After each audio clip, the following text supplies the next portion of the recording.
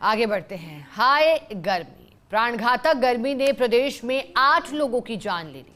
नौतपा से पहले ही गर्मी का कहर दिखाई दे रहा है। दुनिया के 15 गर्म शहरों में राजस्थान के 5 शहर हैं। बाड़मेर में पारा पहुंचा है 48.8 डिग्री पर। भीषण गर्मी के कारण प्रदेश के कई शहरों में रात का पारा 30 डिग्री के पार हुआ है।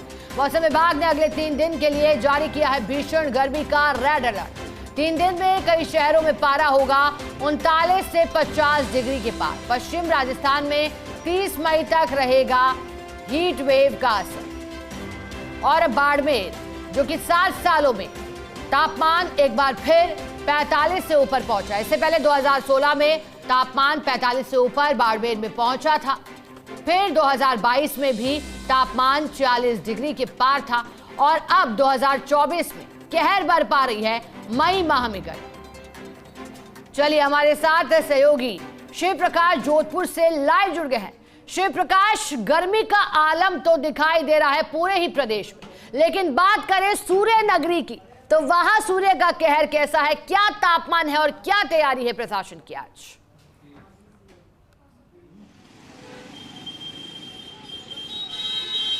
जी, निश्चित रूप से सूर्य नगरी जोधपुर की अगर बात की जाए तो पिछले एक सप्ताह से भीषण गर्मी और तापमान ने आम जन जीवन को अस्त व्यस्त कर दिया है और दोपहर के बाद 11 बजे के बाद ऐसा लगता है कि सड़कों पर अघोषित कर्फ्यू लग चुका है। वहीं कई जगहों पर क्योंकि भारी मात्रा में बिजली की खपत होने के कारण बिजली संकट भी देखा जा रहा है। अभी हम खड़े हैं जोधपुर के पावटा चौराहे पर। आप देख सकते हैं कि यहाँ जो भी वाहन निकल रहे हैं, अधिकांश वाहन हैं वो 4 पहिया वाहन है या टैक्सी है। 2 पहिया वाहन के लोग हैं वो बहुत कम नज़र आ रहे हैं और जो पैदल राहगीर हैं वो जहाँ छाँ मिल रही है वहाँ रुक करके थोड़ा श्वास रोक ले रहे हैं, थोड़ा रुक रहे हैं। और वहीं सभी चौराहों की अगर बात की जाए तो प्रशासन की अपील पर यहाँ टेंट एसोसिएशन की ओर से कई चौराहों पर जो लाइट है, लाइटों पर अस्थायी टेंट की व्यवस्था की गई है ताकि जब ट्रैफिक सिग्नल होता है तो वह उस टेंट के नीचे रुक करके समय व्यतीत कर सके। तो लोगों का सड़क पर खड़ा रहना भी कहीं न कहीं दुश्वार हो रहा है। तो निश्चित रूप से अब हालांकि दिनों कह रहे हैं कि 25 तारीख को नौतपा शुरू होने की बात कही जा रही है। ऐसे में लोगों को लग रहा है कि अभी भी पारा लगभग 47-48 डिग्री के आसपास पहुंच रहा है। तो ऐसे में आने वाले 2-3 दिन बाद किस तरह से भीषण गर्मी आएगी, इसको लेकर प्रशासन भी पूरी तरह से तैयारी कर रहा है। लेकिन सूर्य देवता के प्रकोप के आगे सब कुछ बौना नजर आ रहा है। जी, और ऐसे भी शिव प्रकाश, मौसम विभाग क्या कह रहा है? क्योंकि जब बात करते हैं बीकानेर संभाग की तो वहां के लिए अलर्ट को लेकर के कुछ जिलों के नाम सामने आते हैं रेड और ऑरेंज अलर्ट के लिए, लेकिन अगर जोधपुर की बात करें तो यहाँ तापमान कितना रह सकता है आगामी 2 से 3 दिन में?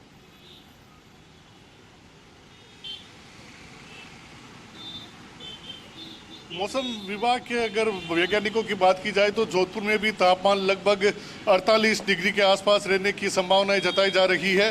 और न केवल जोधपुर बल्कि बाड़मेर, जैसलमेर, फलोदी जिले में भी कुछ ऐसे ही हालात नज़र आने वाले हैं। तो ऐसे में आने वाले 2 से 3 दिनों तक अभी तक गर्मी से राहत मिलने के कोई आसार नहीं हैं। और जब नौतपा शुरू होगा तो और ज़्यादा भीषण गर्मी होगी। तो इस तरह से गर्मी न केवल जोधपुर में बल्कि पूरे जोधपुर संभाग के लोगों को काफ़ी तरह से परेशान कर रखा है। तो मौसम विभाग भी जो है रेड अलर्ट पर जोधपुर को रखा है। प्रशासन भी लगातार इसकी मॉनिटरिंग कर रहा है। लेकिन पानी और बिजली की जो पर्याप्त आपूर्ति करना प्रशासन के लिए भी एक बड़ी चुनौती है। बिल्कुल शिव प्रकाश, आप सही कह रहे हैं कि चुनौती बना है। लेकिन अगर बात करें जोधपुर की तो ऐसे भी शिव प्रकाश, अगर हम बात करते हैं अस्पतालों की, क्योंकि हमने देखा जयपुर में भी कुछ जगह का आलम कैसा है, तो अगर अस्पताल की बात हो तो वहाँ एसी कूलर का प्रबंध कैसा है? अस्पताल के अतिरिक्त क्या स्कूलों के समय में भी कुछ बदलाव किया गया है? हालांकि कई स्कूल ऐसे भी होंगे जहाँ ग्रीष्मकालीन अवकाश भी चल रहा होगा, क्या शुरुआत इसकी हो गई है? और अपने अपने स्तर पर हर विभाग कैसी तैयारी किए हुए है जोधपुर में?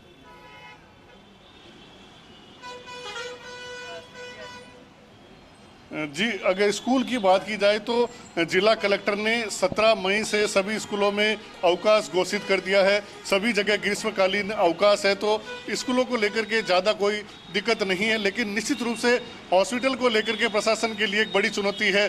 हमने कल भी कई हॉस्पिटल में हमने देखा था, खासतौर से महात्मा गांधी अस्पताल की अगर बात की जाए, एमडीएम अस्पताल की बात की जाए, तो वहाँ मरीजों की संख्या में काफ़ी इजाफा हुआ है। आउटडोर में काफ़ी मरीज पहुँच रहे हैं। ऐसे में वहाँ जो कूलर और एसी लगे हैं वह भी कई जगहों पर खराब होने के कारण मरीजों को राहत नहीं मिल पा रही है। जो मरीज भर्ती रहते हैं उनको गर्मी ने परेशान कर रखा है। प्रशासन लगातार प्रयास कर रहा है, लेकिन संसाधन इतने अधिक नहीं संभव है कि हर वार्ड में कूलर या जो है एसी लगाया जाए, लेकिन पर्याप्त संसाधन है, उनकी भी पर्याप्त देखरेख की जाए तो कई मरीजों को राहत मिल सकती है। अन्य विभाग की अगर बात की जाए तो जलदाय विभाग है, उसने यहाँ पर्याप्त जलदाय आपूर्ति हो इसको लेकर के कंटिजेंसी प्लान भी बनाया था, लेकिन जिस तरह से पानी के बार बार जो है आपूर्ति नहीं होने के कारण घोषित कटौती पानी के लिए भी की जा रही है। लोग टैंकरों से अपनी जलापूर्ति कर रहे हैं। प्रशासन की ओर से भी कई सुदूर इलाकों में टैंकर की व्यवस्था की जा रही है।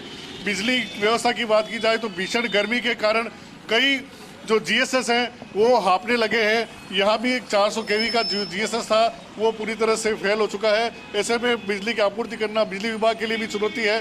कई जीएसएस पर कूलर लगाए गए हैं जो ट्रांसफर को ठंडा रखे, क्योंकि बार बार ट्रांसफार्मर में भी आग लगने की घटनाएं जोधपुर में हुई है।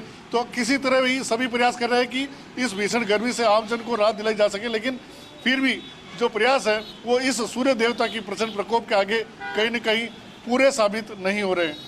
जैसा कि शिव प्रकाश आप भी कह रहे हैं कि इस भीषण गर्मी में कहीं ना कहीं बिजली की आपूर्ति भी बाधित हुई है, क्या वहां पर भी घोषित और अघोषित कटौती दिखाई दे रही है क्या जोधपुर में? और हो रही है तो फिर कितने घंटे परेशानियों का सामना करना पड़ रहा है?